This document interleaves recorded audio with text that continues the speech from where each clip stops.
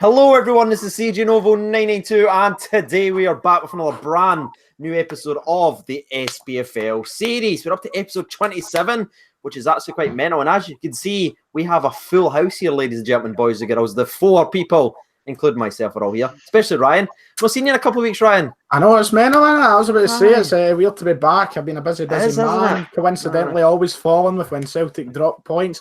Nothing fishy there. But happy to, happy to be back in sad circumstances. A sad week for Scottish football. But I'm just happy to be back on the show. No, it's good to see you, mate. Thank God they never dropped points again, or I wouldn't have seen you for about 4 weeks. No. I mean, it would be difficult. I mean, then we've got Pataudry, then we've got Ibrox. I mean, who knows? I might not even saw you again. It could have been last one season. So, you know what? I'm here now, and let's just cherish that. That's good. And as you can see, I'll leave Gog the boy for last because it'll probably take me an hour to catch up with the internet. We've got Sharpdiv here. I'll say hello, Sharpdiv. What's happening? The full crew are here. All bags assemble. That's it. So I fit in what's the word again? Catchphrase, you could say, considering Avengers has just came out. So I thought you were going to go spoilers. So I was like, oh, this comes in dislikes. Be careful. And as you can see, Gogs at 99 are celebrating a 7-goal thriller. How's things, mate? Brilliant. Things are just cozy. This is going to be fun. Whenever there's 4, the camera quality is always even worse for me and Gogsy. So yeah, this is going to be tremendous. Yeah. So let's start off with, we'll go with Gogsy because I can't so excited to actually talk about it because I feel like the longer we go, the worse his internet will get. So Gogsy, you can actually start us off this week. Which game would you like to speak about? Let's go with the St Mirren 1, St Johnstone 1 game. Did not see that going that way. Really? That's how we're starting. That's how we're starting my show. Off. Oh, really? Great game. Okay. Thanks, Steve. Hype it up a bit. Right, come on in, Gogsy, break it down, son. Well, St Johnstone took the lead in the second half, I do believe, through Chris Kane, his 3rd goal of the season. And then Mullen pops up with an absolute zinger with a left foot to equalise for St Mirren and drag them another point away from Dundee in bottom place, who got beat 4-3 by Motherwell. Yeah, that's true, dude. You got that in there at the end, and I couldn't believe it. I didn't care what was more safe for me, the fact that Chris Kane scored, even though I slaughter him every single week on this show, or the fact that St Mirren scored a late equaliser and get another point, because I was banking on him to lose. Now my bet's basically done. You know what I mean? Yeah, I'm finished. I think so. There's no point in me. Dead and buried, mate. And to be fair, St Mirren's actually playing well now. Where did this come from? You know what I mean? That was my point exactly. I've been gone for a few weeks, right? So I've not had the chance to come. They were dead and buried last time you were here. But it's like there's just St Mirren are fighting. They're fighting hard. They've found.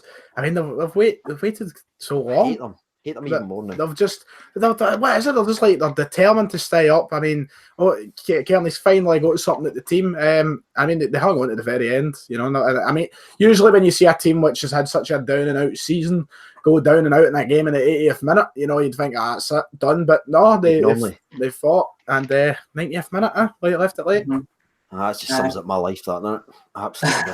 Fucking double whammy, Dev. What happened? What was your thoughts on it? I thought that St Mirren were very unlucky not to come out with the win. Actually, I thought they were the much better team. They had a number of chances. I thought not a lot of like clear cut chances, but I just thought if any team was going to get the win, it would have probably been St Mirren. But Ricky Foster, trusted guy, some player. One of actually let me cut the bullshit. He's actually my least favourite Rangers player of all time. Yeah, he's up there. He gets an assist, puts Kane through. Kane puts it in the net. So, do you know what I mean? It's just all happening the day. And they had one shot and they scored it. Now they're clinical, Dev. There we go. That's it. That will keep up. That will keep up. But Mullen's goal, man, with the left foot, big goal for them. Coming off that win versus Livy the week previously to get that extra point. Good for them. Really good for them. And do you think that's them safe now? Do you think that? Well, there's still a potential playoff match to go through. You know, there's no security, I suppose. Yeah. I mean, it's a battle down there. But I mean, Dundee are dead and buried. They're gone. Yeah. They're away. Yeah, that's like 9 in a row they've lost. 9 in a row. St Mirren and Hamilton, though, fighting for that place. And it's not going to be an easy playoff this year. Last year was the first time we've seen somebody actually come up through them. I believe, is that right? Right, yeah, see that? Never fucking it's very new though, Ryan. It is.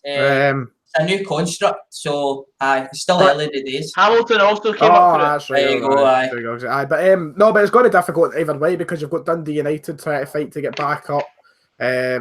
So there's who's the other two teams in there right now again? It's Dundee United and it's hard anyway, right? Sorry, you need to know. It's not going to be easy. That's all we need to. Oh, it's not Falkirk. No, they're going to be further away. It's not Falkirk. It's Partick are gone as well. Dundee United, Ayr United. I thought it was there. Yeah. Who else we got down there? Gogsy, feel free to chip in at any point. Is it Queen? Inverness. They're in the Aye. So they're the three. They're three of the potential teams that either St Mirren. That St Mirren may have to face in the playoffs. It's not going to be easy to stay up, but I'm still backing. I think I backed them to finish 10th when the last time I was on here. I'm going for St Mirren to finish 10th still. I think they'll get above Hamilton. Aye, we're kind of assuming that they're going to finish in that playoff. Still for you. Aye. So. For me, the base of the thing I just put in, they've shown real grit and determination. I like the Dundees and everything like that. When everything's looked like it's went against them, like they lost their best player in Adam Hamill in the January. Everyone thought he's dead and buried. He was the guy that was doing all the things for them. But they've rebounded and actually shows you what team spirit can actually do when you've got it in a dressing room. And they've not really got maybe the bigger names, but they're fighting for each other and they're actually playing really well. So. That's a great point. I thought we had Adam Hamill going that they would lose a lot, but they are actually finishing really strong. But just to touch on Dundee, I mean, I think we can all concede they're gone 3,000, didn't they? Oh, aye, they're gone 3,000. That's correct. That was right in the field there, Biff. Thanks a lot. Anybody Not again. Anybody for a game of Fortnite? Andy Taker chips in £2 to the chat and he writes in, Gogsy, stop stealing my internet. Don't know what that means, but I like it. Right, let's move on to the next game. And Ryan, since you're back in the mix, I'll let you pick, son, because who knows, you might just vanish at any point. I know. I feel like it's only suitable of me to take the Celtic game since I've been gone for so long. Let's celebrate the win. Because that's the only reason you're here. That's the only reason I've turned up. I mean, we'll go from. So you concede to get a shite bag. We want to start. I mean, it's when work calls. I know I need the wage. But Celtic, Kilmarnock, we'll break it down for the start. Quickly, just like to say, very fitting tribute at the beginning of the game to Billy McNeil, a legend of the game, and all thoughts and such with him throughout the game. And also thoughts to Stevie Chalmers, who also passed away this week. I know this isn't a Celtic-based channel, but two legends of the game, I feel like it'd be only appropriate to say. But fitting tribute, going into that game, we knew what there was to play for. A lot of emotions on the game. But the performances where the performance was yet to be shown by Lennon. I think we're still waiting for that big performance. Fucking love it. I mean, yes, we can quickly brush over the fact we had a goal from number 5 in the 67th minute. Fantastic, really nice, really fitting. But the performance from start to finish was poor. It wasn't great. Players are looking lazy. They look as though they can't be arsed. The Celtic team, as much as I hate to say it, is in serious need of a revamp. This is not a team and I've came to this conclusion because now Rodgers is gone and a lot has been opened up. This is not a team that's going to win us 10 in a row. It's not. And you will love hearing that. You will absolutely have a nice sound like I'm having a fucking meltdown or something. It's just the truth. I'm not going to go at it again. There has to be positions. There's going to be players fixed. But the performance just said a lot. Lennon can't keep the job. They looked as though it was just. Yes, he can, Ryan. No, he can't. And he will. He will. He's a Celtic man. That's what you love. I see it in the comments all the time. He needs to be a Celtic man. He's a Celtic man. You know, we could be linked to Pep Guardiola and he'd get knocked back because he's not a Celtic man. That's the way it goes. I shared that. It's just the truth. But, you know, at the end of the day, the performance from start to finish, players were lacking movement, they were lacking creativity. Tactically, we looked like we had no clue. Look, there's so many things that Neil Lennon should be able to exploit. An example I wanted to use, and I wasn't here last week to use it when we drew with Hibs. We were playing a team with two fullbacks who have got as much. What was the score, Ryan? It was you know the score.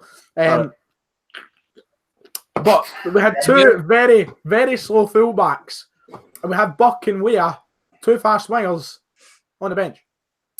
Two players, but I think tactically a lot was gone from the performance against Kilmarnock. They were unlucky. They shot the bed a couple of times. Ultimately, we got our goal, and we did have some other chances in there. The performance wasn't abysmal, but it's not going to be a performance that's going to get you over the course of a 38-game season winning trophies. So, it was mixed to say the least. But the message of the day was get the win for Billy McNeil, and that's what we've done. So at the end of the day, I'm happy. I've said at the end of the day a lot here. But at the end of the day, favourite catchphrase. Listen, Ryan, at the end of the day, Kilmarnock was missing a couple of Memphis suspensions, rightly or wrongly, depending if you're Stevie Clark or the rest of the world. Don't get me wrong, very difficult team to play. They've missed that part of it. They've never been easy for Celtic to play since Stevie Clark's come in. We've always struggled against them. So I did consider that going into it, but aye. We need to talk about some of the chances as well, because you did create a couple of chances, and the goalkeeper for Kilmarnock I've spoke about even on my fan recaps. He's a very underrated goalkeeper in this league. I think he's good. He's not really protected by the quicker fullbacks, and he gets exploited quite a lot. But for me, he's a very good goalkeeper. But Kelly, they must be shooting themselves in the foot, because how many chances did they miss? They had Probes running through. He basically lost the ball on his feet. And the young centre-half for Celtic ended up doing a very good slide challenge, by the way. They obviously had Chris Burke one-on-one with the goalkeeper, and he absolutely shat it. Let's be fair. It would have been brilliant. I'd have loved the memes, because I've still got his signed picture in there. It's locked away because he's gone now. But it would have been great. It would have been great if Chris Burke was the one that done it. But he shat the bed, he looked at the goalkeeper and scuffed his shot. Have you got anything else you want to say about that? I think Chrissy Burke needs his help back. Do you know what I mean? Streamline. The first time I seen Chris Burke play was actually my first league game at Ibrox, 2 each versus Dundee United. He scored a double. Great composure. Didn't have that versus Celtic at Parkhead. But I must say, echo what Ryan's been saying there. Rest in peace to Billy McNeil and Stevie Chalmers, obviously. And to go on to the actual game, it was a bit mental, wasn't it? I know that we've just kind of skated over it, but for a goal to be scored 67 minutes on the clock by the number 5, I mean, you just couldn't write it. Like if you told somebody that, they would think that it was a joke, that it was a fix, but it wasn't. Obviously, he scored and stuff. Shite performance overall. You've already conceded that, and but they got the win. That's it. I don't think that this team is a team that will get these 10 in a row. I believe in that as well. But not 9 in a row. Nah, I don't think that too. But wow. Fucking hell, got really sunny there. I know, it's alright then your way. Can anybody see me? Jesus Christ. Looks like you're just struck by the gods. Jesus. Oh my God. Mental. Wait there, I need to put my hand over my head. I guess sunglasses on, Dave. What was I saying? I can't remember. That's just kind of took us all by surprise. I can't even... There is one other thing we need to actually mention as well, because if I didn't do that, I'd get absolutely slaughtered by the Kilmarnock fans that do watch the Spfl show. Thank you so much for that. He said, please mention the penalty kick that Kilmarnock should have had. I've got about 7 or 8 notifications I've got screenshotted on my phone saying it's dirty cheating, blah, blah, blah. I never got the penalty. So I just want to go round the room. Have you all seen the incident? You seen all? Yeah, I feel like I still need to assess it a further 25,000 times. Yeah, no, but it's one of these ones that'll be fair. Like, because I'm going to say some bad things about sports team later on, but they were actually pretty fair with this one. But I'll speak first. Steve, what did you think? Was that a penalty for you with the push in the back by Scott Brown? It was a penalty for me. Very, very sorry about this lighting, but there's nothing I can do. It's the fucking elements. It was a penalty for me. Very, very soft penalty, but there is contact on the player. Pushes you out of the ground. It's a pen for me. Aye. Gogs? I agree with that, yeah. Yeah, it's a penalty. If it's a foul outside the box, it's a foul inside the box. Mate, you've kind of stole exactly what I brought in my notes there. I says, some people are saying, it'd be light. It wasn't a given because it was in a penalty, but it's still a foul. And the fact that, like what Sports Scene said, it's no shoulder to shoulder when he drops. It's the fact that he literally puts like this part on the guy's back and shoves him when he's at full sprint. That for me, and I'm not just saying it because it was against Scott Brown, it's clearly a penalty. Come on. The guy's running full pelt, he just shoves him there. Like, what? Really? I can't, it's soft. I thought you were even asked me, just presuming I'm going to say it's not. I thought you were having another look, mate, so I was actually trying to... Oh, right, no. I'm just going to... Like, I've always agreed in football that if it's a foul outside the box, a foul inside the box, and it's a foul. So, yes, we were probably away lightly with that, but there's not much we can do about it, though, I suppose. But I can't... You wouldn't have been here. You wouldn't have been here if it went in. In the stadium... In the stadium at the time, I don't even think I fucking noticed, to be honest. I don't think I cared at all. But when I watched it back just before we went on the air, I would probably agree that you've got a decent shout for a penalty there. Yeah. So Kilmarnock fans have mentioned it. Okay, please don't harass me any longer. One other thing I'm going to talk about is just there was a lot of groans in that. I noticed from even watching the highlights back during phases where it was kind of Celtic were playing themselves into trouble. It looked like they never really knew what they were doing. Ryan, what is the feeling right now with the Celtic team? Why they stuttering so badly? Because obviously me and Dev had a conversation last week speaking about Was it the players on beach mode, or was it Neil Lennon? And some Celtic fans have said, "Oh, you 2 or 2 Rangers boys, you are biased." So now that you're back on the show, what's happening? Right. Well, here's my point of view. Over the past few weeks, I've seen 3 players that have been performing consistently on that part. 4 maybe a push for Neil Lennon, and that is the goalkeeper, the 2 centre halves, and at a push Edward, because he's dug us out of some scenarios. For me, they're the only 4 consistent performers. We've had to deal with a lot of fitness issues. People have been dipping in and out of the team. People have been returning for injury. There's a lot around that as well that does make it difficult for Celtic. But at the end of the day, we look lazy and we look as though we don't care. Players need to go. I think a lot of players have maybe not got the same amount of faith in Neil Lennon as what they did in Brendan Rodgers, which is understandable. Neil Lennon, I love, I respect him. I'm not turning my back on him. I've seen a comment in the chat saying he did it to you. Lennon. Well, I want to say, I think he knew it was his. I don't think he exactly turned his back. Let's be honest. I don't think it was. I think he had his time at Celtic. He'd done everything he could do, and he's like, right, I may as well move on with my career. That was fair enough for him to do. It's nice to see we're drinking the same drink, by the way, CJ. But I'm not turning my back on Lennon. I love him to be nice to you. I really do love the guy. He's just no fit in this time of football and at this time in Celtic's history to be the manager. The only performance I've seen from Celtic that indicates some want, some desire, some passion in the performance was when there was something huge on the line, and that was the Scottish Cup semi-final. You mentioned that. Yeah. That's the only time that ever performance we've looked lazy. Celtic need a kick up the arse, and that's only going to come with a new manager. So I think the problem is just the lack of maybe, I don't know. I don't want to say faith. I feel like that's no faith. Effort. Effort. Desire is probably the anti-Kyle Lafferty.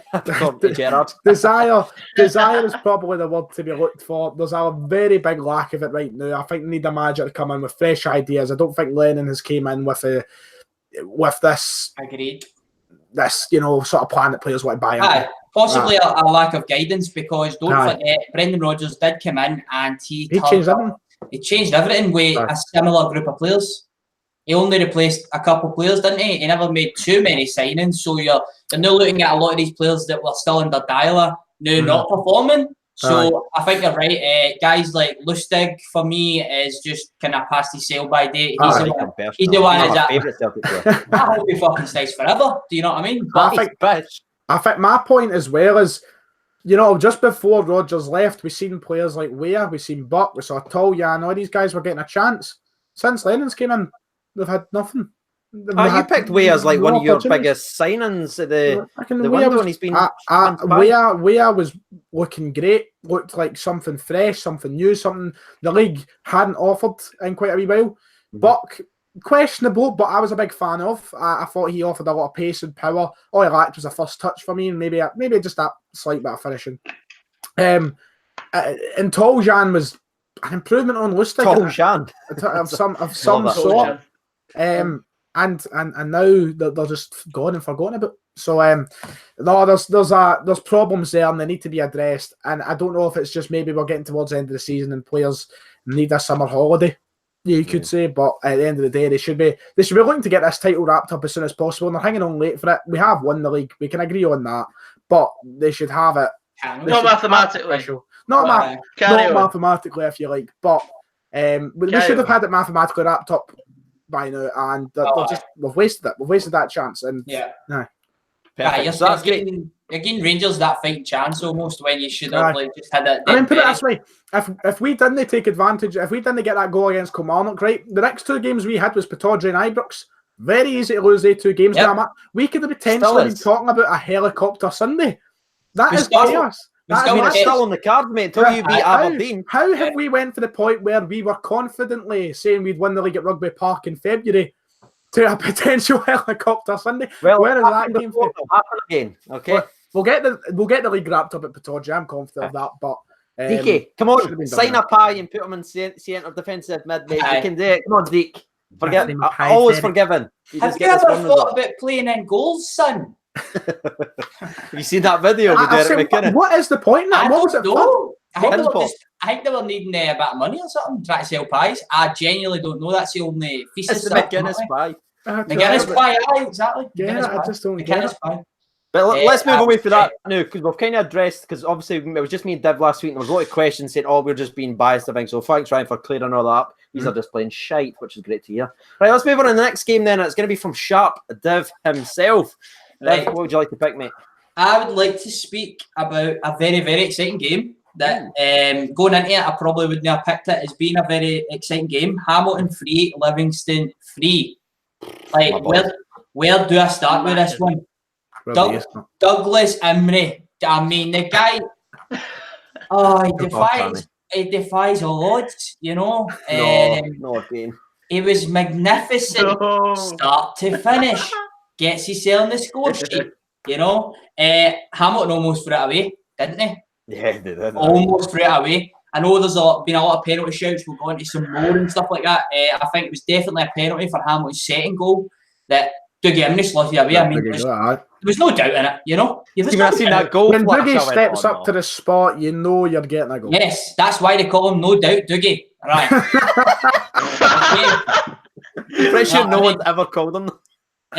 No, obviously there was a lot of goals. Maybe I'll let you guys touch on some of the goals. So I just kind of want to highlight a player that I just think is a very, very underrated player that played in the match. He actually set up the third goal for Livingston.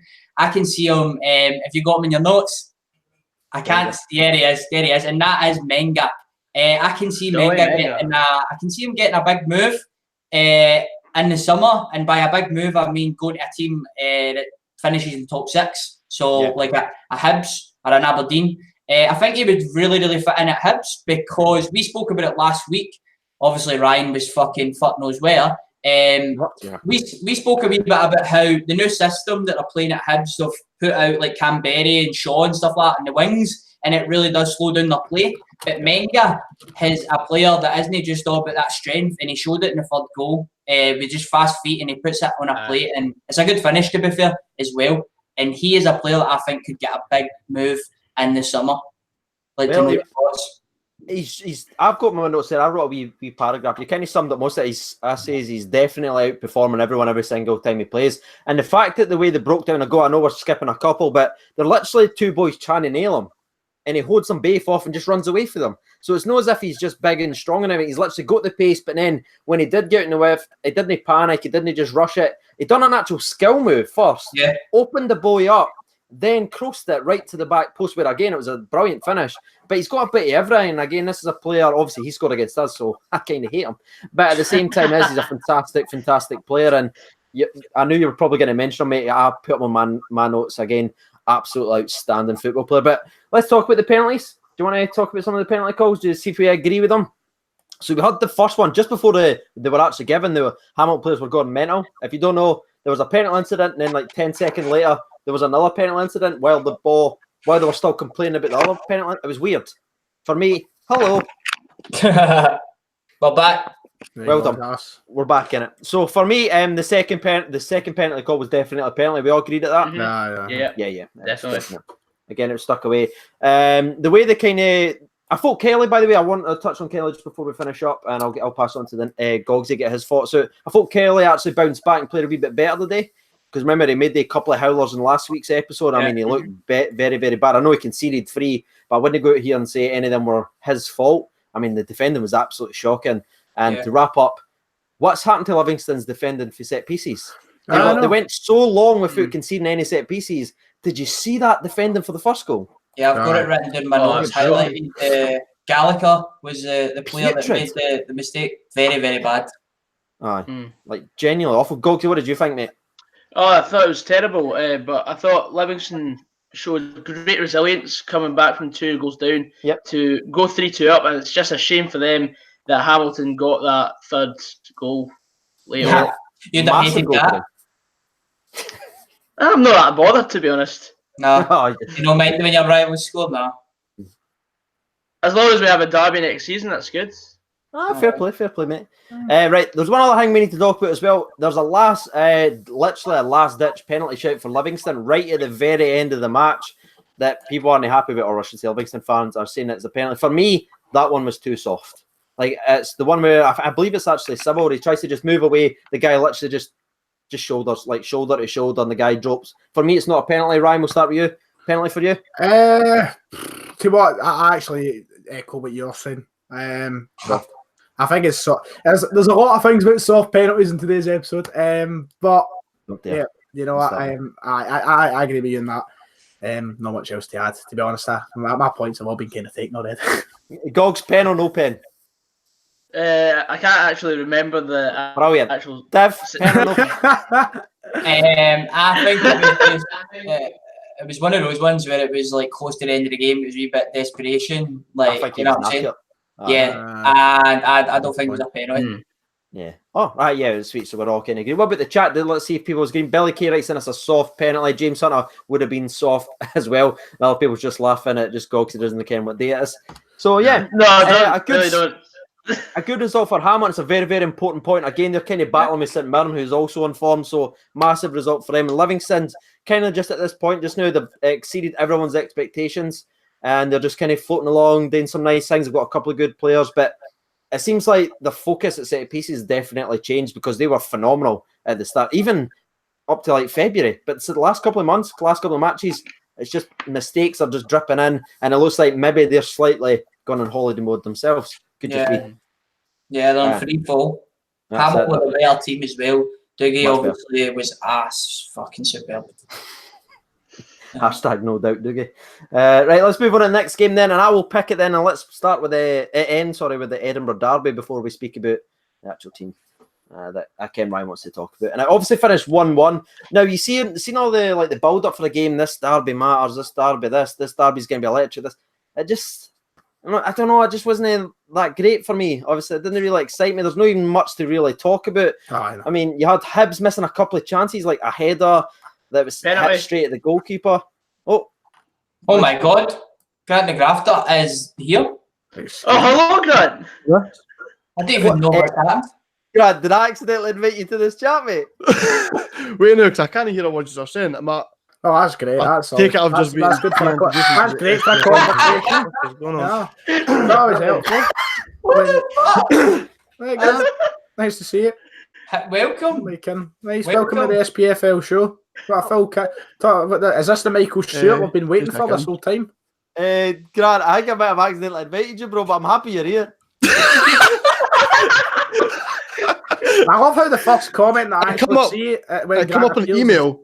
It come up on my email. It was like send you to Google Hangouts or something like that. Is he sent me this? Is this a reason he sent me this, or is he forgot? And I was like, you know what? Nah, I meant on it. That's cool. Welcome.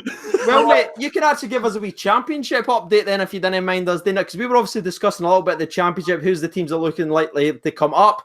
Give us a wee championship update from our champion specialist. What's happening? Shite. Dunfermline, shite. Falkirk, even more shite. Shite, and shite. I think, is that all 19? That sounds realistic. Perfect, mate. Right. Thank you. Thanks for that. That's it. It's no problem. I just done it come up on an email there, and I clicked on it, and it was just like come up at the bottom. And I was just like, I'm well in on this.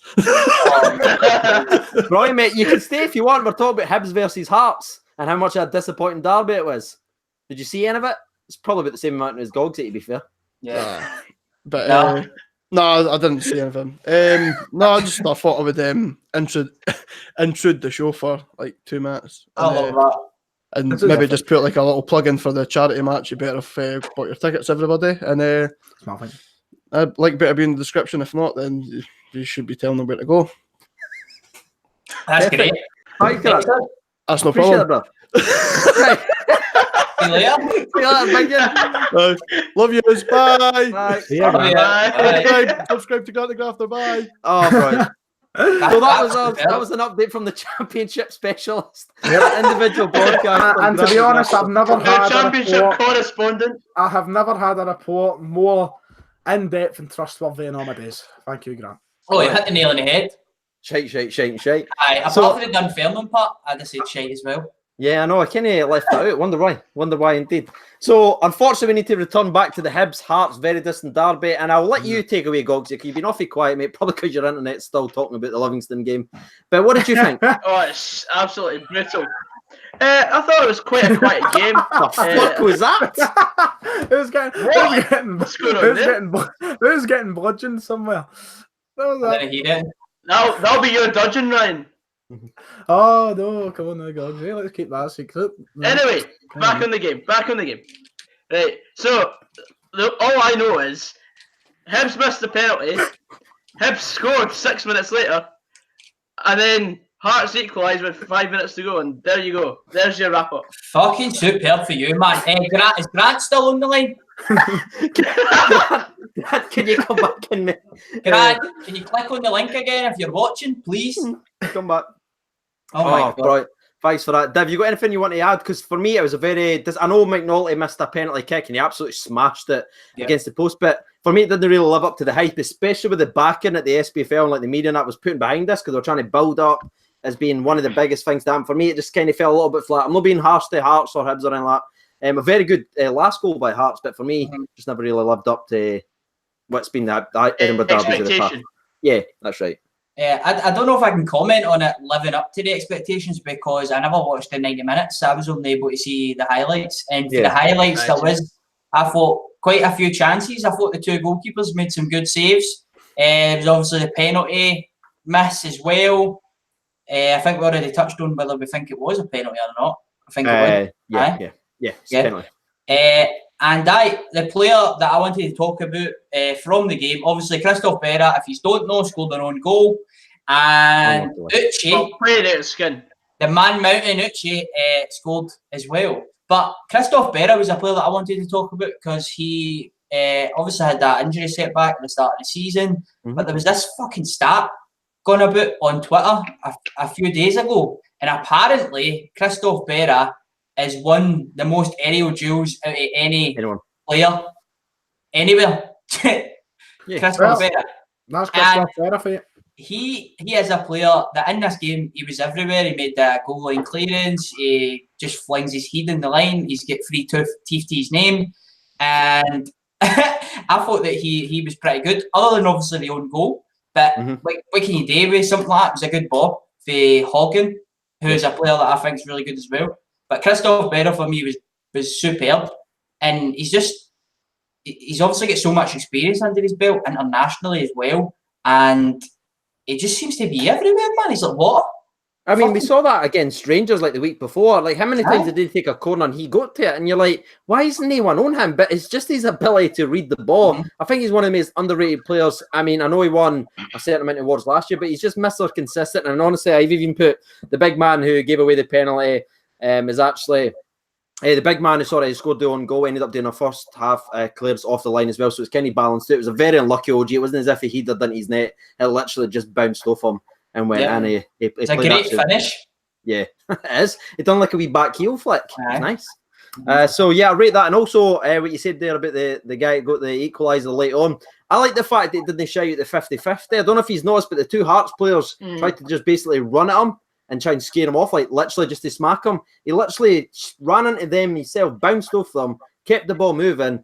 Didn't he just be happy enough with the through ball? He chased it in. A fantastic finish as well. Great goal. That's where Darren McGregor went wrong. Darren McGregor himself is a big guy, but he get involved in Uchi's game, which is exactly that, physicality. And he came up second best. The ball went out to, is it Stephen McLean? Who... hit the ball off his other foot. Did you see that? He slid, meant to hit it one way and it went the opposite way and fell to Uche, who buried it. It was a really good finish because he fell as well while he's hitting it. It was a brilliant finish. I just love the fact they never shouted that 50-50. It's like, that's what I like in my centre halves. Like, not going to just stand there and just shout. He'd literally just sprinted right at them and went, right, I'll take his two on. And again, wasn't happy enough with it. So it was a very good goal. But McNulty, and I take it Hibs, Ryan, you'll be sitting there saying Hibs should have probably won that game by about 3 or 4 goals. Hibs probably should have won the game. But disappointed, son? The main, I suppose I suppose that was keeping me up all the weekend. That was it. It's gonna be hard for them to catch Celtic. The main thing that I took away from the game, my main talking point is, I don't know if you would echo this. I don't know if Hearts fans would echo this. I know there's a couple of Hearts fans in the chat and such. GVC, yeah. But if it wasn't for, fucking hell, my man's deciding to have a wee round on there. If it wasn't for this late goal for Hearts, the performances over the last few weeks, to me, if Craig Levein doesn't go on and win a Scottish Cup, do you think that this could be his last season in charge of Hearts? Because I don't think there's a lot of confidence within the camp for Craig Levein. Well, I saw it in my fan recap, mate. They are very, very unhappy. Like, see, last week when we played them twice.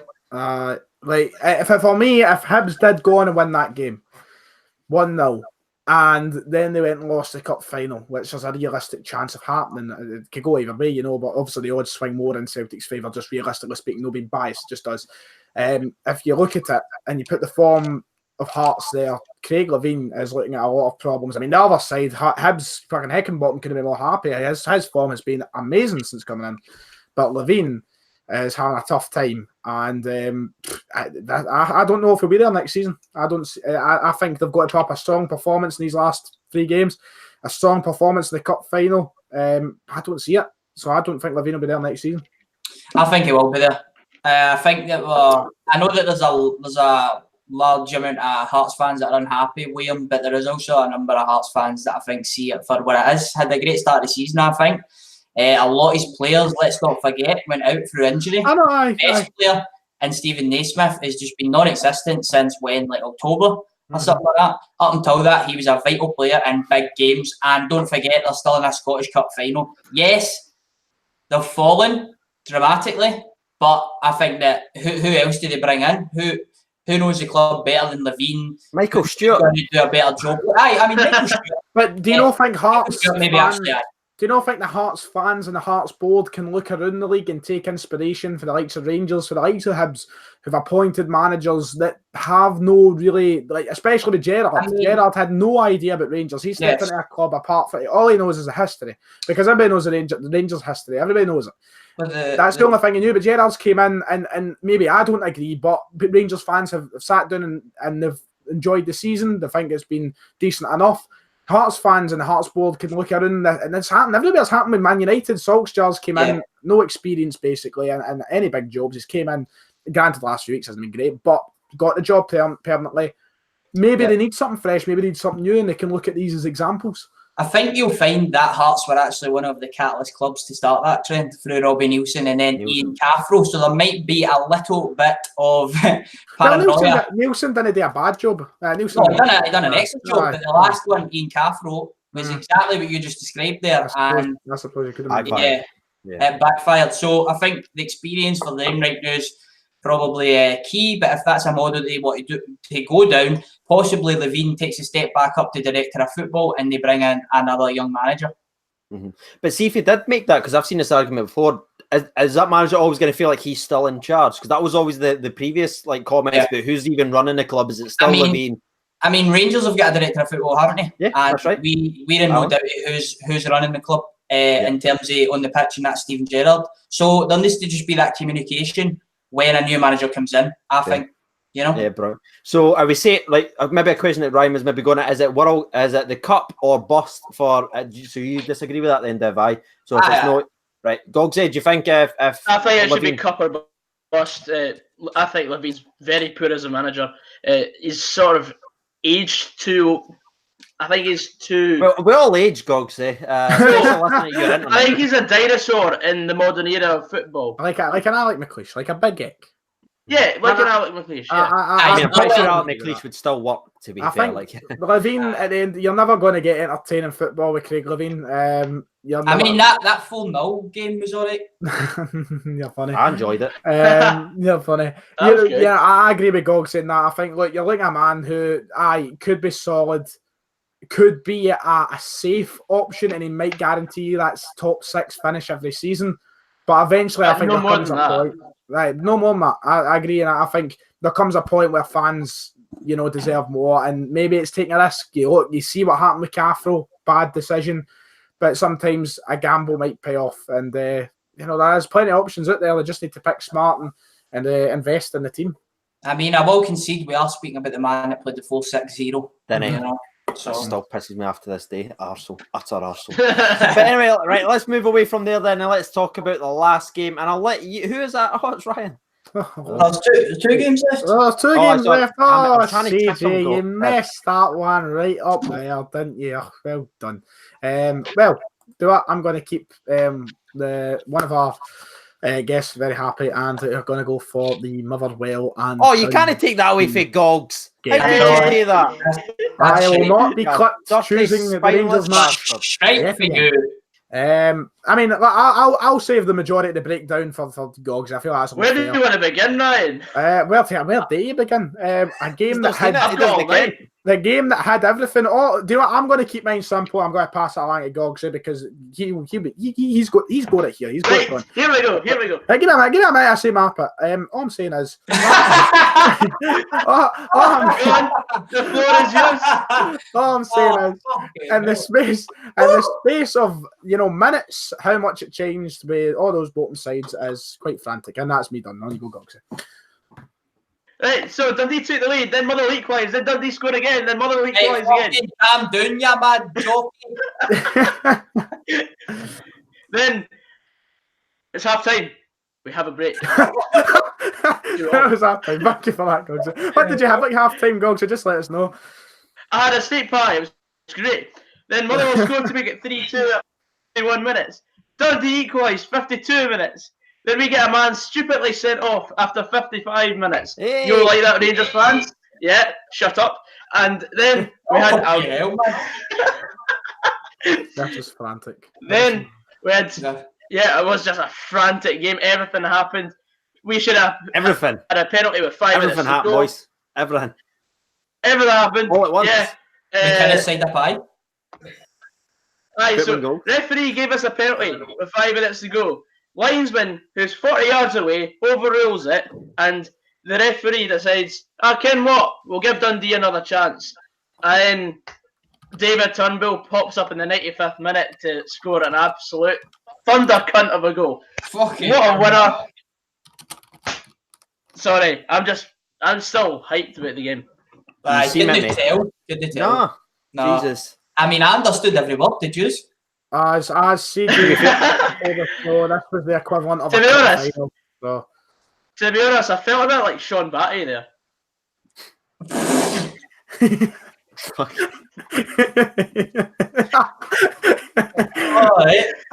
You wonder why he doesn't get invited to the show every week, eh? Fucking hell. I need the break. I thought I might as well, eh?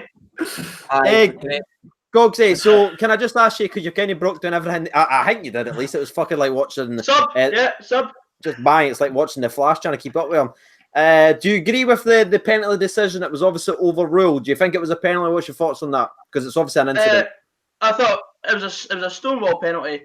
The way that Kasunga slid in to try and get the ball, and Turnbull just rolls the ball against his arm. Or are you talking about the Dundee penalty? No, mate, we're speaking about the one yours. I thought you were talking about the Dundee penalty, to be fair. I think it's a stonewall penalty, not a penalty. I think that not a penalty, Jeff. I think the referee and the linesman got it wrong because the ball wasn't out and it wasn't a penalty. So I don't know exactly what we do here. I thought it was a penalty because his arm's out like that, and I mean, I think hit his arm. No, he's sliding. Like he's not made any intent to touch the ball with his hand, in my opinion. And I think they were right not to give the penalty. But obviously, David Turnbull still popped up, get his 12th goal of the season, Gogsy, yeah? Yeah. Brilliant player. And for 19 years... You're wanting to sign him as well, aye? I mean, I wouldn't mind him on the cards. I don't know if he gets in the team, obviously, at this current moment in time, but it would be good to have one on the... No, I'm being serious. He's just so happy. He's freaking me out. I know. What is happening? I know, man. But, yeah. Turnbull was great in the game. Oh. Let's go around, so obviously Div saying it's not... Oh, sorry, Gogs. Right, okay. Thanks for that. Right, Div says no penalty. Gog says penalty. Ryan, penalty or no penalty? I'm on Div's side with this one. And I'm going to make it free. Unfortunately, Gogsy, you kind of would normally never know back to it. It must just be Clark and Amber tinted specs. That's what it is, mate. I just think he doesn't make it like it's no like a movement. But I can understand the shout for a penalty. I'm not saying there's no. I think Turnbull plays for it. Turnbull knows that he's got his arm there. He actually like plays the weakest pass ever and plays it off his hand. So nah. He knew what he was doing. Exactly, and the other dude didn't. So yeah, we'll get back to his rule book and we'll have a look. We'll see. We have lost CJ to the underworld. Oh my God. I bet you rule, but get out. I suppose. And now it's up to us to carry the show. I feel like this is where I should take over. What about just Dundee, like showing that fighting chance, scoring 3 goals away from home, right? And then just doing the most Dundee thing ever and conceding 4 and not getting anything. I know, it's unbelievable. And it just really sums up the whole season for Dundee, doesn't it? It's the thing is, though, Dundee hardly offered much to the game as well. Like, they scored a penalty, they scored a long-range shot, and they scored from a corner. Apart from that, they had hardly any chances apart from hitting the post twice. Your first goal was like a deflection, though, to be fair. Yeah, our first goal was a deflection, and our second goal was just a mix-up in the box. But that's the beauty of these small-sided games in the bottom 6. Like, they're all so scrappy, but so much happened in them. Aye. Okay. Everything's definitely suggests that early weekend. The game though just summed up everything for Dundee's season. As soon as we went down to 10 men, we were completely in control of the game. Like, Dundee just sat off, and then they brought in Kenny Miller, went more attacking, and then they just opened up for us. Kenny Miller, what a ledge! Was that not a player that you'd love to have at Motherwell? Kenny Miller. Absolutely. I mean, he's been everywhere, to be fair. We've got James Scott now. He scores goals all the time now. I'll take that back. Right, okay, thanks for that. Well, you know what, one thing to take away as well for the game quickly add is at least next season there's a potential chance the Dundee derby could be reunited, but knowing the way things will work, Dundee United to come up through the playoffs, Dundee will go down. And then we'll avoid it again. But I mean, it's a chance. There's a chance. Christ, I am having a nightmare on tonight's show. Oh yes, we know. We're witnessing it. Rate Goggs' performance in the chat, guys. Let's see. 1 out of 10 at least. Give him a shite sandwich as well. Rate it with words, not numbers. Yeah. See how it goes. Sum up in one word. And while you're actually doing that, let's move on to the last game that we need to speak about. And Dev, I'll let you take this away because obviously I've heard Mass say I'll kind of let you take the lead on this one. Rangers 2, Aberdeen 0. What was your thoughts? And let's break it down. Thank fuck. We finally get the result versus Aberdeen. We show up. Aberdeen were very, very poor. And obviously Rangers were dominant in the game. Deserved the win. 2 penalties in the end up. Both won by Katic. 2 of them scored by James Tavernier. Glenn Kamara and Stephen Davis putting in absolute immense performances. Clinic. And Connor Goldson gets the man in the match. The sponsor's man in the match. I couldn't believe it how Katic was sensational as well. I know, nothing against Connor Goldson or anything like that, but everybody in the stadium was just there like, what's going on? The sponsors must already sponsor Connor Goldson for giving them that man in the match. But Rangers were superb. We should have took a couple of chances in the first half. Through Defoe, great link-up play again. Yeah, with the new system that we're playing, Kent obviously came back into the system, but playing a different role, more central, moving about the park and stuff like that. It was just his usual self, but the one thing he was lacking was that final pass, which he usually does have, or I think we would have had even more chances in the game. It was almost like when Rangers wanted to turn it up, we could, and we could break Aberdeen doing it well.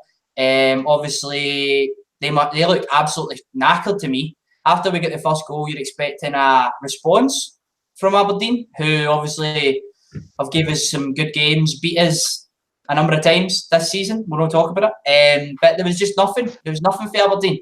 And Rangers were the rightful winners in the end up. And it was 2 penalties as well.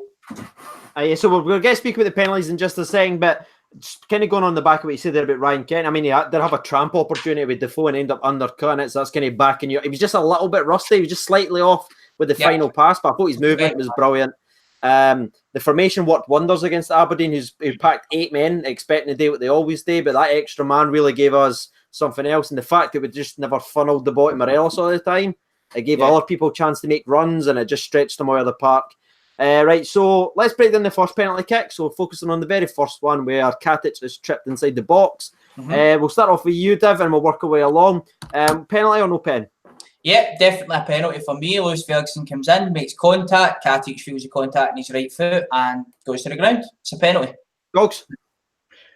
It's a penalty, but I thought there was a foul on Ferguson before it got to Katic. Right, okay. Right, okay, fair enough. Ryan? And I'm kind of a penalty. I'll go penalty. Yeah, again, you're saving up for the second one, eh? Right, that's fine. Not even going to be that bad, I don't think. But penalty.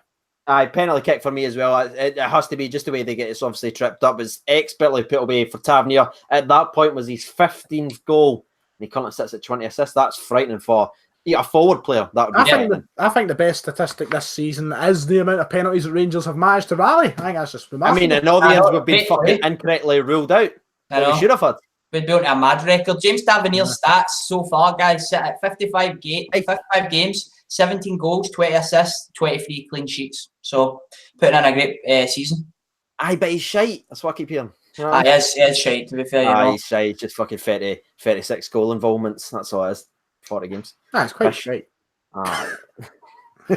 Let's stop with the just before that, the offside goal where Tavernier scores a beautiful chip. This would have been goal of the week every single week we've done the show, no matter what goal it was. Beautiful movement. I think there was about 13 passes in total. It was the 4 slips of money, chips the goalkeeper.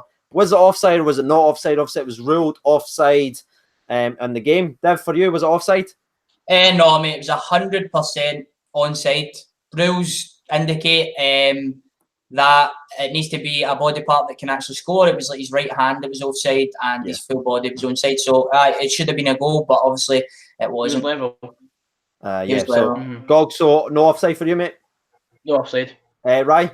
I thought it was up until I seen your photo on Twitter. I never realised. I never really pay attention, of course. I wasn't too. You're fucking sitting on that. I wasn't too invested in the game or whatever, but I just assumed that it was offside, called offside. And then I seen your photo on Twitter. I can agree. It was onside. I try my best to go against your decisions on this show for Rangers, but it was devil's advocate onside. It's not even the devil's advocate. It's just talking shite. It's just being truthful and looking at facts. Just talking sense. The only part that's actually offside is literally his hand, and you can't score for that. So how can that be classed as offside? I mean, Andy Walker had an absolute horror show during this game, but to be fair, even he called out. And when you've got Andy, to the assistant referee, I think left it. I think the assistant referee. It's not an easy one to call in the spur of the moment, and that when there's a body part on offside or whatever. They should know. They should know better. There's no excuses for how shit the refereeing is in this country, but it's definitely not the worst offside. No, I mean it's still close, but again, it would have been offside, and what a goal it would have been. But anyway, we jump to the second penalty kick, and by the way, we're kind of skipping over just chance after chance. I've got to give a lot of annoyingly, a lot of respect to Joe Lewis because that save he makes it for Jermaine Defoe in the first half, bottom left, that's fucking frightening. Like genuinely, unbelievable save. Like still not getting enough credit. Potentially. Yeah, it could genuinely be, mate, apart from Shagger, obviously, he's number one. But I see if the Gayer that makes that saves, that's everywhere. Because it's in the Scottish League, no one gives a shit. So I feel kind of bad for him. I just genuinely think that saves, honestly, unbelievable. So we'll skip all that. We'll skip all the chances because we just fisted them rotten. And let's talk about the second penalty kick. Now, which is weird because I'm going to actually talk about something that Gerard done. Like during the game, he was screaming for a penalty. Then in his post-match or whatever it's, I can't remember the phrasing. He said it wasn't a penalty, and he'll have a word with Katic, which is quite strange for me. Seriously? He says it doesn't think it's a penalty. Fucking hell. Well, I disagree with you, Stevie. I think it is. I think it's a penalty. Considine, Steve Gerrard.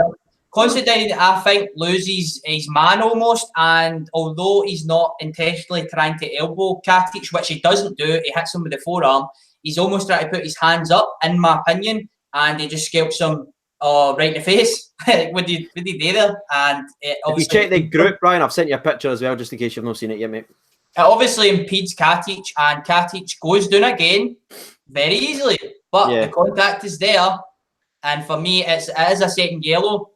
Like, there's no arguing with that if the hands are raised, and obviously it's a penalty, and it's another great finish from James Tavernier. Like, football's obviously a physical sport, and there's always like tussles and everything in the box, but it's the fact that Katic is trying to jump while he gets stopped, and I'm going to have to open the door for Rocky in a second, but literally he's trying to jump, you can see him, he's like, Katic gets kind of pushed in. For me, that's why it's a penalty. Yes, it's soft, but it's still a foul. And one second, I need to let Rocky it, so I'll be back in a second, ladies and gentlemen. Enjoy.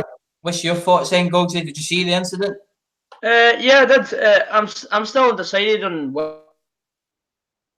whether I would throw a penalty in that situation. But if that is a penalty, I do believe there should be about 3 or 4 penalties a game. Because these sort of tussles happen. It wasn't so a tussle often. though. It was a smack in the face with a limb. I think the smack. I understand. I saw the footage. I thought he brushed his hair. Brushed his hair. This is where I just pass it to Ryan, man. Come on. I understand where both points are coming from. I can see where Gogs is saying, stuff like this happens all the time that goes unnoticed. I can understand where Div is coming from. You're getting a smack in the face at the end of the day. Gogs, checking messages. For me, it is definitely. I don't even know. Ryan, just say what he says before the show. Come on. You can date me, it's fine. I'm not coming back at you. When they played back the highlights for me, I agreed it was a penalty. When I looked at the highlights, I thought it was a penalty because there is contact in the face. I do understand where you're coming from, Gogsy. I don't want it to come across as one of these ones where it's I'm backing up Rangers. Wow. What was that? That's getting clipped. I don't want that being what's coming up in the comments. Yeah, that's a penalty. But I'm just putting in the perspective. I'm putting this as the perspective. If Jozo Simunovic is going for a header and I see him get smacked in the face, I'm going to scream for a penalty. That's the way I look at it. But it's not an easy one to call. It's not an easy one to call. Maybe it doesn't sorry, Gogs, just before you finish. Maybe he can stay up and doesn't need to drop down but he's literally the footage is there, you can see it. Gogsy, I've just sent you the actual footage. That's changed my mind. Yeah, it's changed my mind. Yeah. I mean, if you look at it, it's there. I hope Stevie just changed his mind before looking at the footage. So did you say Steven Gerrard said it wasn't a penalty? It wasn't a penalty. Yeah, he says on his post-match on actual Rangers TV and with Sky Sports, he did say they were asking him about his penalty. He says he doesn't think it's a second penalty now that he's seen it, or he's not. If he said that, it's fair because I just remember watching them when they actually called. Because he went mental. He's fucking going mental. I was like, right, what? But okay. Yeah. So it's a bit of a weird one. I think Gerrard maybe it's just reaction, or maybe he's just seen a different angle, or maybe someone said something to him. But for me, it's a pen. You know what I mean? Definitely. It's soft. It's a week for soft penalties. So that's the thing to say, I think. As much as the soft penalty in the Kilmarnock game that Kilmarnock should have had, where it's not much contact in the back, there's still contact there. You know what I mean? It's impeding the player. When it impedes the player and the goal scoring opportunity, for me, it's a penalty kick. It's poor defending, that's all it is. There's no malice in it for Considine. As I said previously, he's just lost his man. He's trying to just back into him, see where he is, swings his arm around and catches him with a forearm. See, the only thing I will say though is Aberdeen been doing that all season long and it's never been called. You know what I mean? They do that all the time. How many times did they do that way? I'm sure I saw one where they had Goldson like that in one of the games we played in this year. So it's just the referees are so inconsistent. I can understand people's frustrations, but for me, it's a penalty kick. Let's read some people's comments on it. Callum writes in, it was a cheap penalty. James Anderson saying, pen is a pen. Let's see, loads of people are just talking about your dance move, Ryan. Yeah. So that was the kind of the game wrapped up, and it obviously secured second place for Rangers. And like I said in my video, yes, it's good that we're finished obviously above Aberdeen. Wait.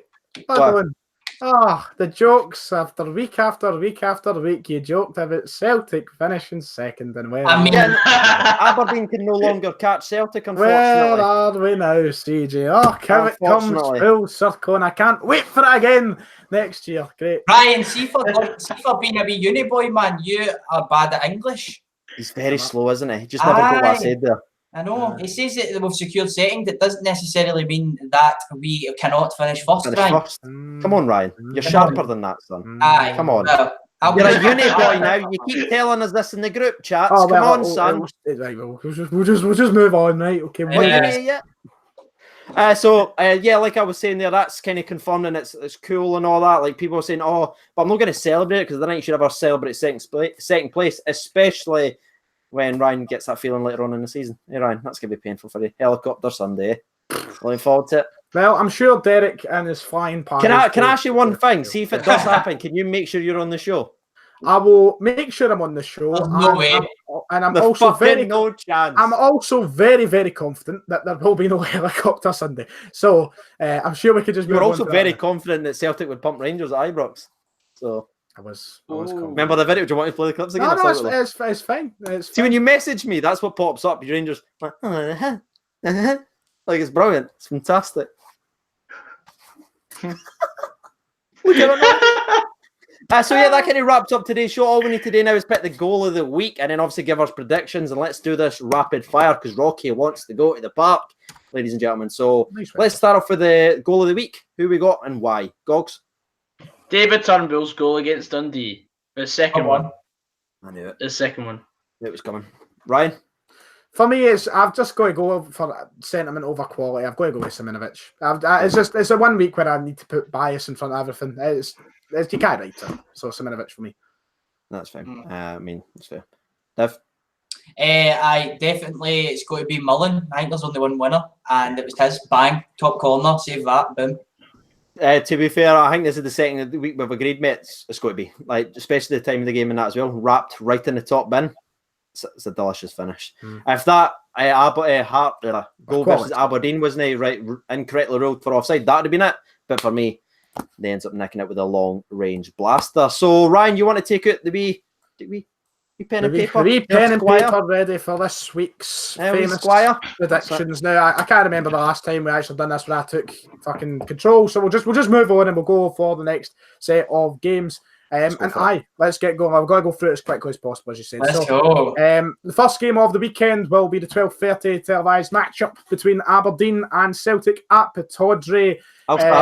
Time for the predictions. We'll start with. I'll just go with Dev. Dev, what are you saying for Aberdeen Celtic? Aberdeen Celtic, I think it's going to be. Oh man, obviously Aberdeen laid down for us for a change, so this time we're going to turn up against Celtic, which they don't usually do, and they're going to win 1-0. 1-0 to Aberdeen. Well, Gog, say what's your prediction? I think it'll be 2-0 to Aberdeen because I think Celtic want to win the title at Ibrox.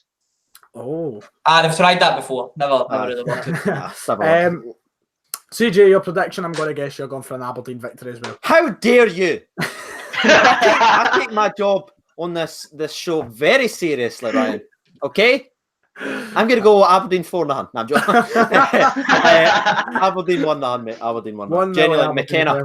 Well, I'm going to be one of the only people confident that Celtic will wrap up the title this weekend, and I'm going to go for a 2-1 Celtic win. Knew it. A draw gets the title, didn't it? Since that, yep. Right, so I'm going to go 2-1 Celtic purely because we've never struggled at Pittodrie since we went on this great run of winning trophies. So I think we can continue it despite the poor performances. So that's Celtic Aberdeen. The next game after I talk about is Dundee Hamilton. That's the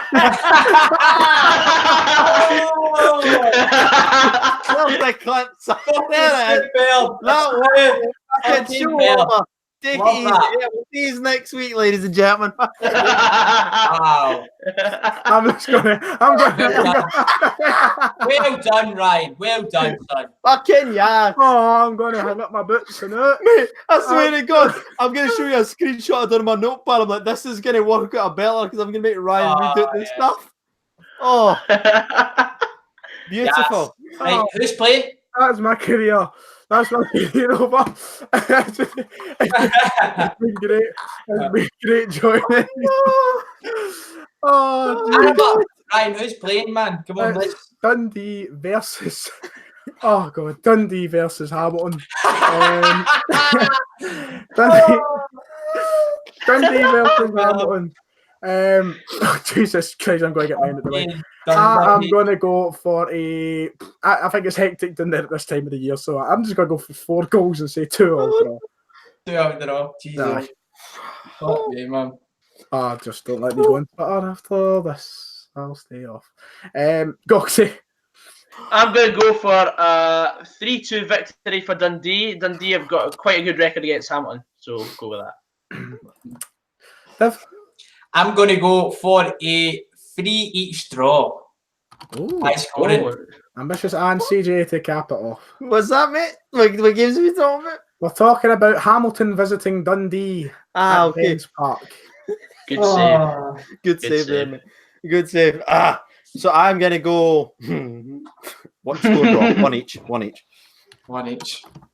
I'm not coming back in this show. Oh, fuck me, right, man. Next game, we've got one of the top half battles. We have got Craig Levine's Hearts visiting Kilmarnock. Dev, do you want to kick us off? Oh, my God. Fuck me. I think that game will be one each. Another draw.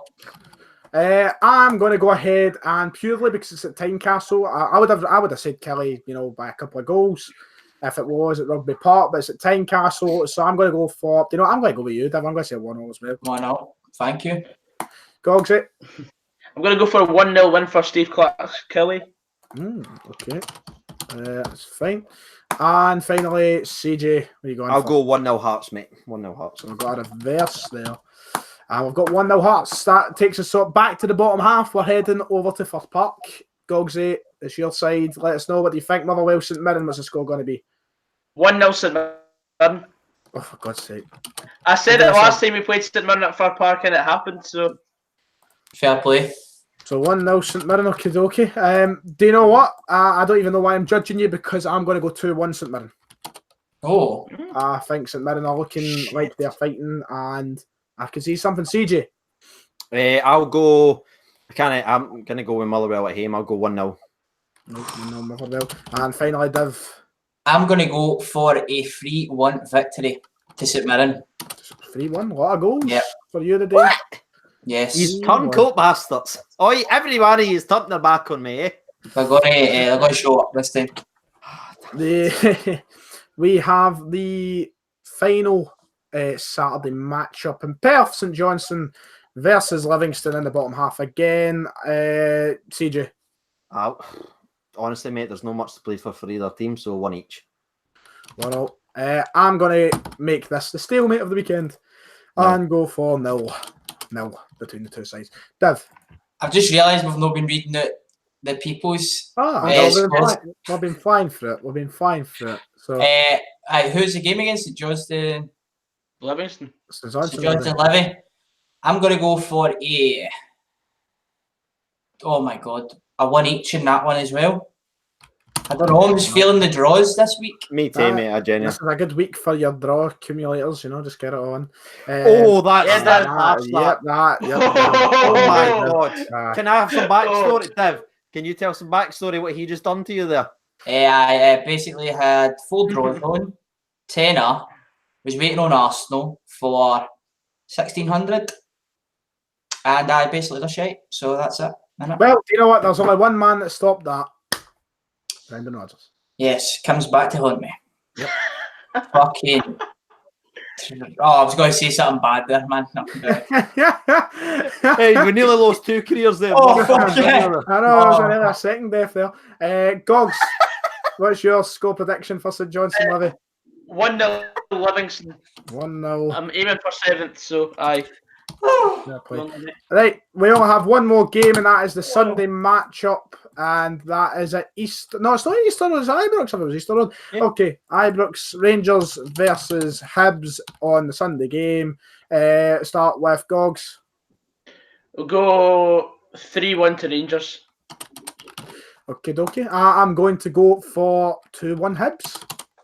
I'm not surprised. I do believe they can't catch Celtic for second, Ryan. It's mathematically impossible. I think this season at Ibrox Rangers, yes, have been the better side, but Hibs are on form. Rangers got a win at the weekend, but I just see a wee Hibs win in the brewing. Can I just say, Rangers have won the 4 out of the last 4 games, scored 11 goals and conceded 1. And Paul Heckenbottom is going to fuck it up. He's going to nearly fight with referees again. Good. Dev, your prediction for Rangers Hibs? I see he's getting a clean sheet. I think it'll be 3-0 to Rangers. Fair play. And CJ, if you want to see my predictions, you have to come the day before on the channel, lads. Same as always. Stay up. Keeping the content going. I need it. So that's us all done and dusted. Yep. That's it. I actually really want to finish up pretty promptly so I can get that clipped and get that absolutely everywhere. So if anyone is available, can you send me what the client said? 10 minutes. I need it now, please.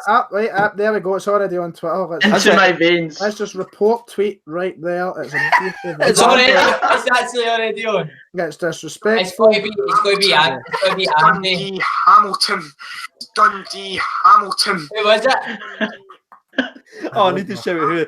Shout out Moles at Molly Burns _X. Molly Burns _X. You are an absolute hero. Right. Beautiful. I'd like to thank everybody who stood by me with my career on YouTube. As it comes to my earphone's going. As it comes to its fateful end. Thank you. So there we are, all done and dusted for this week's SPFL show. Gogsy, where can they find you on the internet, mate? On YouTube at Gogsy89. We're coming up to 7,000 subscribers. And on Instagram at Gogsy-san. Thank you. San. Thank you. It was like he's talking to the crowd. There's like, I'm Gogsy. Thank you. All the best. Thank you. Ryan, where can they not subscribe to you on the internet? You can not subscribe to me at YouTube Ryan118. Just Ryan118, no YouTube Ryan118. And on Twitter and Instagram at. To be fair, see we singing that song, you've probably got a whole new demographic. You might be hitting like 55k by the night. Right, okay. I like that. What we'll focus on is Ryan118 at YouTube and Twitter and Instagram at Ryan Stephen F. Stephen with a V as we go for 8 in a row. That saves me a wee bit. Yeah. I thought you were singing. See what I mean? You're just all over the place. You're singing songs 1 minute. You're saying we. I don't care what's going on. Right, but anyway, let's jump over to Sharp Div. Where can they find you, brother? Mate, if they're not already following me or subscribed to me, then they can actually just fuck off. This is the 30th show of the SPFL show. So if you're not following me, then come on, what are you doing with your life? And if you've not got tickets for the charity match either, then I mean you're a reprobate. I mean, there's nothing else I can say. That's right, ladies and gentlemen. We are obviously all going to be involved in a charity match June the 8th. Go buy your tickets, help us raise some money, and if we make sure we smash these up, that will open up bigger and better doors next year for other potential matchups as well. But we need to be smashing the tickets. So if you haven't bought them already, please consider doing so, and we'll be making sure to put on a good performance for us. Ryan, hopefully you just put on a performance that you've done the night, because you were top notch, mate. Genuinely top notch. Brilliant, son. I'll be seeing you over now too. Thank you so much for watching, and bye.